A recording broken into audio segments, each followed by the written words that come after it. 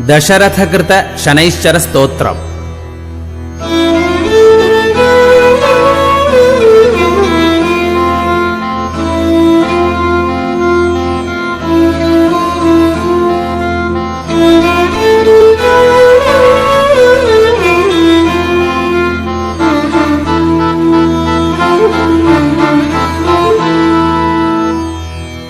कोणोऽन्तको रौद्रयमोऽथ बभ्रुः कृष्णः शनिः पिङ्गलमन्दसौरिः नित्यं स्मृतो यो हरते च पीडाम् तस्मै नमः श्रीरविनन्दनाय।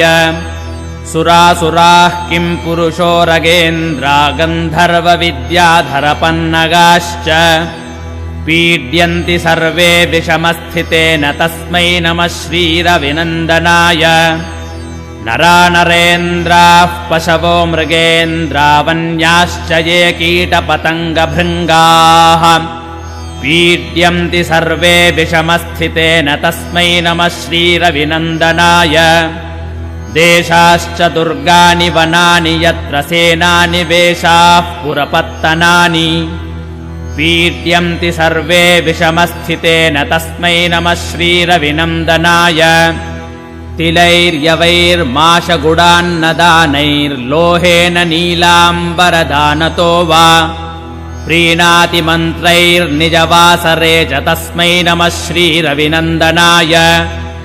प्रयागकूले यमुनातटे च सरस्वती पुण्यजले गुहायाम् यो योगिनां ध्यानगतोऽपि सूक्ष्मस्तस्मै नमः श्रीरविनन्दनाय। अन्यप्रदेशात् स्वगृहं प्रविष्टस्तदीयवारे सनरः सुखी स्यात् गृहाद्गतो यो न पुनः प्रयाति तस्मै नमः श्रीरविनन्दनाय। स्रष्टा स्वयम्भूर्भुवनत्रयस्य त्राता हरीशो हरते पिनाकी एकस्त्रिधा ऋग्यजुः साममूर्तिस्तस्मै नमः श्रीरविनन्दनाय। शन्यष्टकं यः प्रयतः प्रभाते नित्यं सुपुत्रैः पशुबान्धवैश्च पठेत्तु सौख्यं भुवि भोगयुक्तः प्राप्नोति निर्वाणपदं तदन्ते।